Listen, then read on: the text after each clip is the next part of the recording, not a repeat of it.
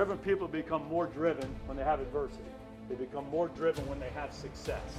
They want more. They know exactly where they want to go, exactly how they're going to get there, exactly who they want to go on that journey with, other driven people. They know what they need to do each and every day to achieve what they want to achieve. We built a room full of driven guys. That's why you're here. It's week 7 of this NFL season, and welcome to the Jason Garrett Show, powered by Reliant Energy. Bill Jones along with Cowboys head coach Jason Garrett inside the Academy Sports and Outdoor Studios at the Star in Frisco. Big Sunday night football matchup. The division leaders, it's the Cowboys and the Philadelphia Eagles. As two teams trying to get back on track. Great opportunity, and at the same time, it's a great challenge, which is what you expect in this league, right? Yeah, absolutely. A division game.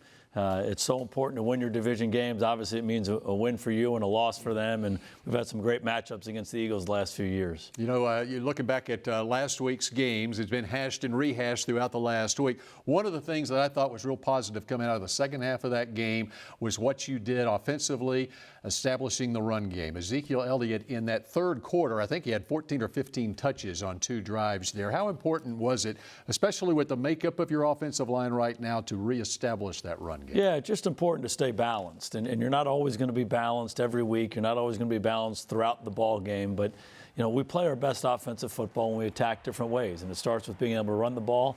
And obviously, you know, so much of your passing game comes off of that. And Zeke's been such a good player for us. Our offensive line has been a strength of our team. A couple new moving parts in there, but those guys handled it well. And I thought we did a good job trying to stay balanced, even coming from behind. I thought that gave us the best chance to come back and have a chance to win at the end of it.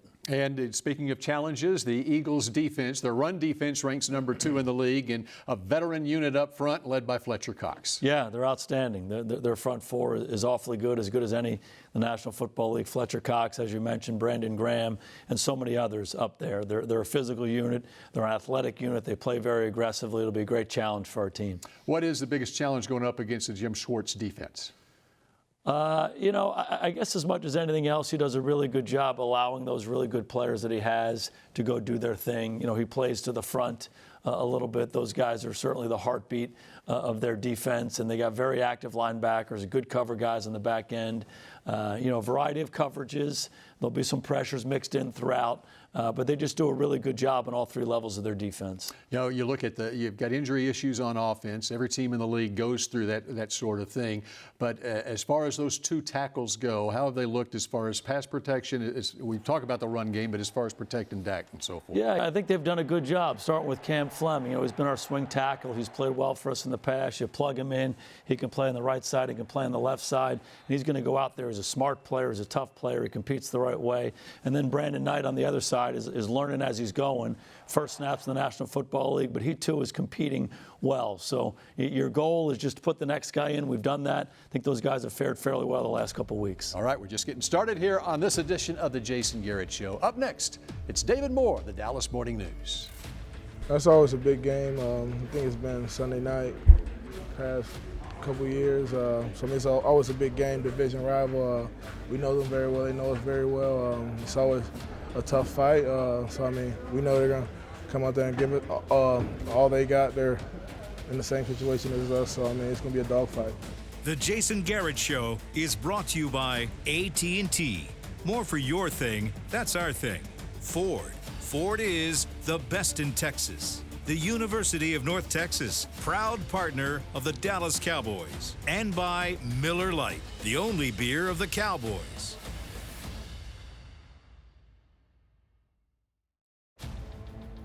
This segment is brought to you by the Dallas Morning News. Nobody does sports like Sports Day. Your home for complete Dallas Cowboys coverage. We can play as well as we want to in the second half, but, you know, if you're down, it's tough to come back. And especially with our team, I think we're built, you know, to get out and get off to a fast start and kind of hold that lead. So we have to do a better job of coming out and starting fast and kind of establishing what we're going to do from the get-go. Welcome back to the Jason Garrett Show, powered by Reliant Energy. Bill Jones now joined by David Moore of the Dallas Morning News, SportsDayDFW.com. Hopefully this segment will get off to a faster start than the Cowboys have the last 3 games. There have been some slow starts that has coincided with a 3-game losing streak for this team. There have been some issues, as they like to say, in the first half. This team has been outscored 47-9 in this losing streak. Has reminding me. Yeah, has not scored a touchdown. In fact, the earliest they've scored a touchdown in any of these games has been like 7:56 of the third quarter. And you look at it, there have been 17 possessions, 7 punts. You have more punts, interceptions, and fumbles lost than you do points scored. So that tells you right there. Why is this happening? I say it's execution more than anything. It is, and that's been a universal theme. The players have all said it's not the game plan. It's not that we're being out-schemed to start the games. We're just not executing. And it's kind of been a domino effect because in the losses to New Orleans and Green Bay, you had 6 turnovers in those 2 games. You didn't have any turnovers against the Jets. But what you had early, you had drop passes, you had penalties that brought yardage back, you had an inability to convert on third down because of the mistakes you made. It's a missed block here, a dropped pass there. A drop pass that results in an interception exactly. against the Packers. Yeah, and that it's been that sort of thing, and it's that's why these things are so perplexing to say, well, just do this or do that. It really is a series of small, unrelated mistakes that are leading to a trend. And then you say, oh, my gosh, how do we handle this trend? Okay, oh, my gosh, the Eagles are in town. And how big of a game is this? It's a crossroads game, wouldn't you say? Yeah, I think a lot of people will attach and say this is a must-win. I don't care what the situation is. You don't have a must-win in Week 7. But I think over the course of a season, you'll have multiple crossroads games. And,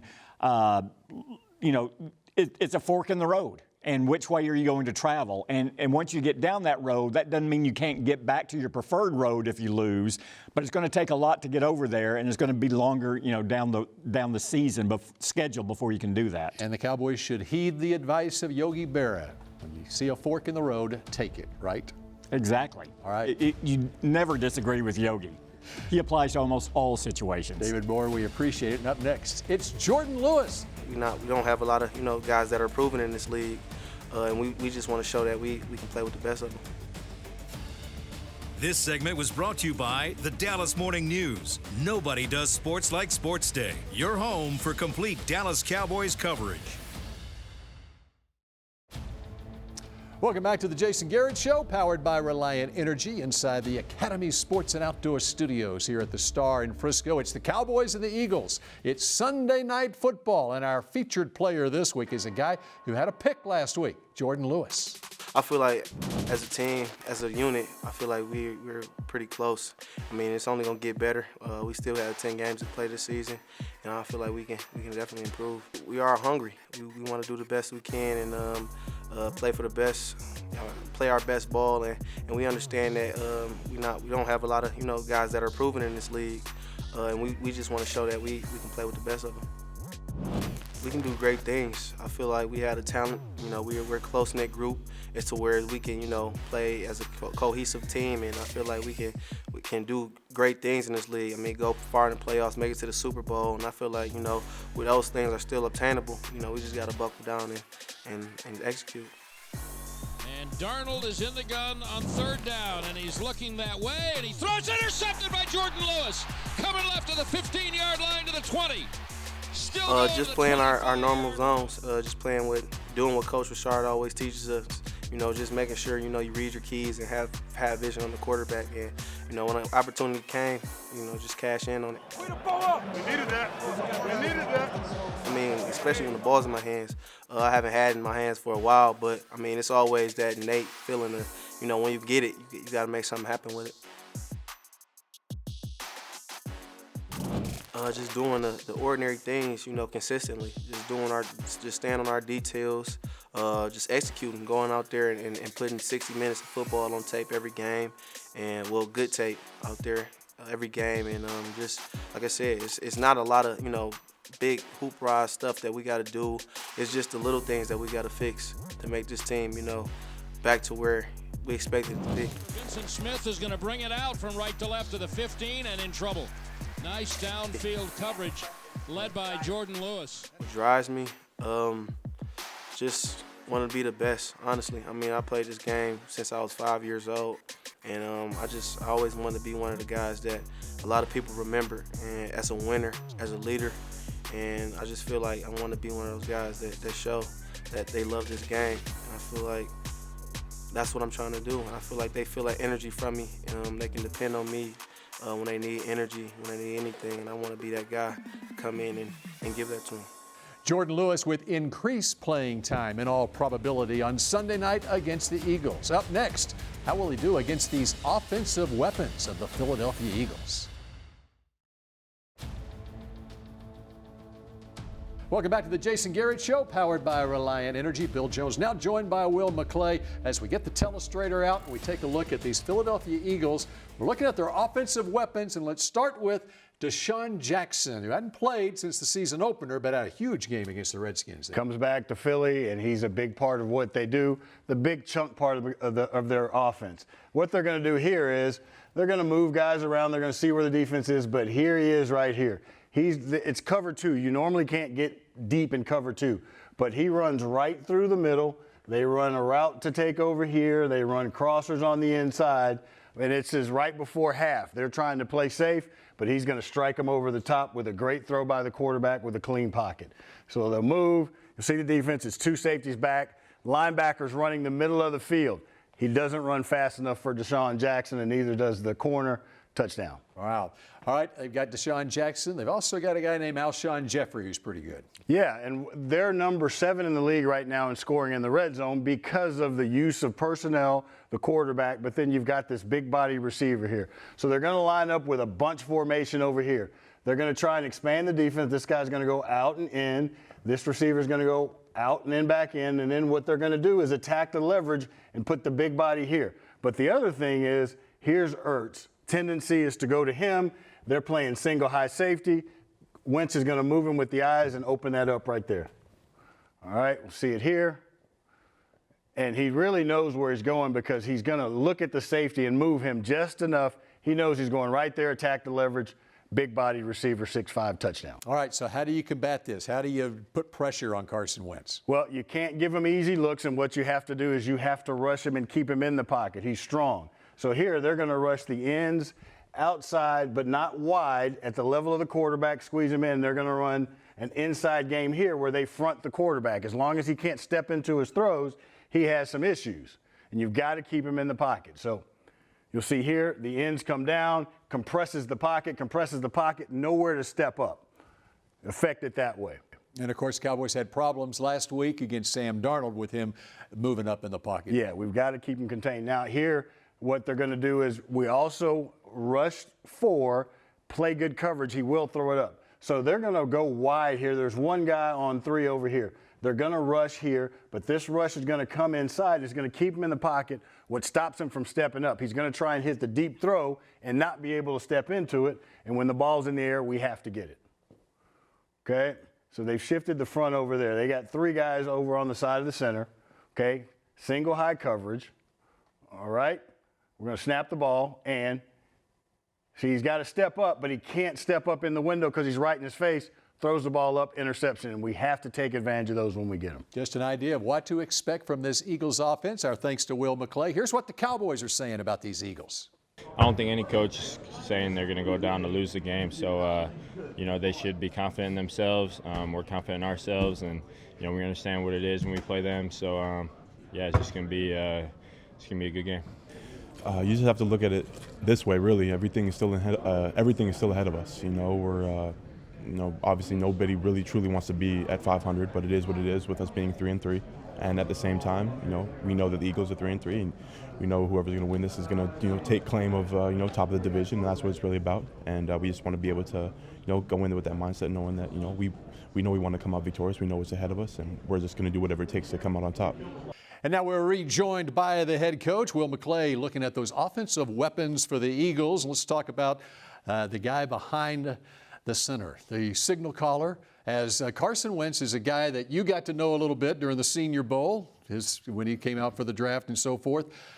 I don't want to compare quarterbacks, but he's got a lot of those same traits that Dak Prescott has, and I'm sure you're not surprised that he's had success in the league. Yeah, no question. We did get a chance. We spent a week with him He was our quarterback. Dak was the quarterback of the other team. That's right. I think ended up being the MVP of the game. But, Carson was really a joy to be around. I mean, he was so many people had said so many great things about him prior to us spending some time with him, and it's easy to see why. He's really a great young man. He's got a ton of ability. He's big, he's strong, he's fast, he's elusive and escaping the pocket. He can throw the ball anywhere on the field. He's got a competitive instinct. We saw all that during that week, and it doesn't surprise us one bit. He's off to the start that he is in his career. And talking about some of those weapons at tight end, got a couple of tight ends, of course, Zach Ertz and Dallas Goedert. Let's talk about Zach Ertz, though, and what that does for a defense. He had 116 catches last year, and he's on the same kind of pace this year. Yeah, just a really good football player. And again, one of those guys that we studied closely coming out in the draft, and you could tell he was going to be a really good player, a very good receiver. He's a big target.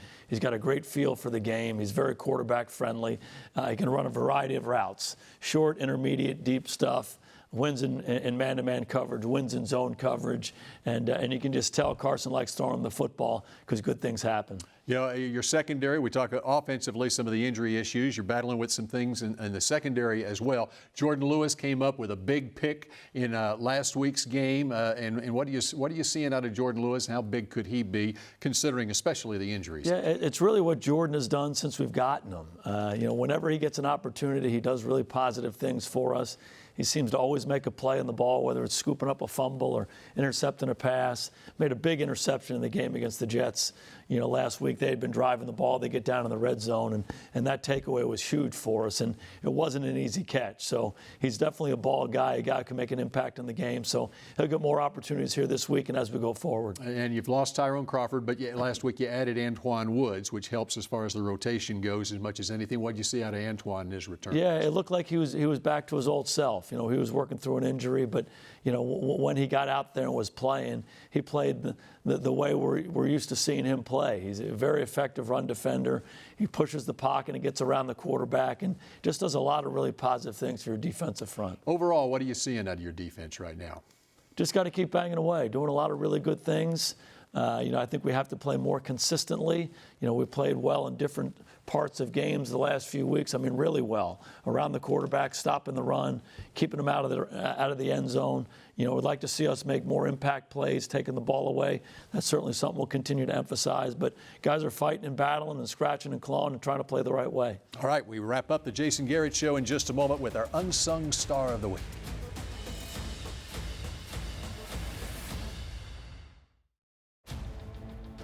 His role as a leader, as a player, as a pass rusher, just overall as a friend in the locker room and on the field is definitely going to be missed. We're going to miss his presence out there, all the things he does for the D-line, playing every position, and just being a leader, just that experience of being here, playing here 7 years for Marinelli. So definitely going to miss him. Final couple minutes of the Jason Garrett Show, powered by Reliant Energy, and time for our Unsung Star of the Week. And as usual, this guy is not unsung as far as the coach is concerned, but I want to give a shout out to Tyrone Crawford, who of course is now undergoing a season-ending hip surgery, and I want to talk about those unsung things that Tyrone Crawford has done in his career here. Well, there are so many of them. He's an unbelievable person. The example he sets for his teammates about how to be a professional and go about it the right way is as good as we have on our football team. He's just such a good guy, but he's been a really good player too. He's played all different spots along our defensive line, right end, left end, under tackle, nose tackle, and he's always productive. He's always doing things that help your football team. And he has this toughness about him, this grit about him that is contagious throughout our team, certainly across that defensive line and throughout the defense, but has a positive impact on the guys across the ball as well. So a great example, been a really good player for us. He's still a young man. He's going to get those hips squared away. He'll have the surgery. He'll be back as good as new, playing at the top level again next year before we know it. All right. Now, good luck to Tyrone Crawford, and good luck to you against the Eagles. Thank you, Bill. On Sunday night. And we will see you again next week here on the Jason Garrett Show, powered by Reliant Energy. The Jason Garrett Show was brought to you by Ford. Ford is the best in Texas. Bank of America, the official bank of the Dallas Cowboys. Miller Lite, the only beer of the Cowboys. Geico. 15 minutes could save you 15% or more on car insurance. And by NFL Game Pass. You'll never miss a game again. Enjoy full access to coaches' film and game replays from Week 1 to the Super Bowl. Subscribe at DallasCowboys.com/Game Pass. Way to go. Okay. I think my daddy took me to a Washington Senators exhibition game at Turnpike Stadium in Arlington. Is that right? Well, you know, the Rangers.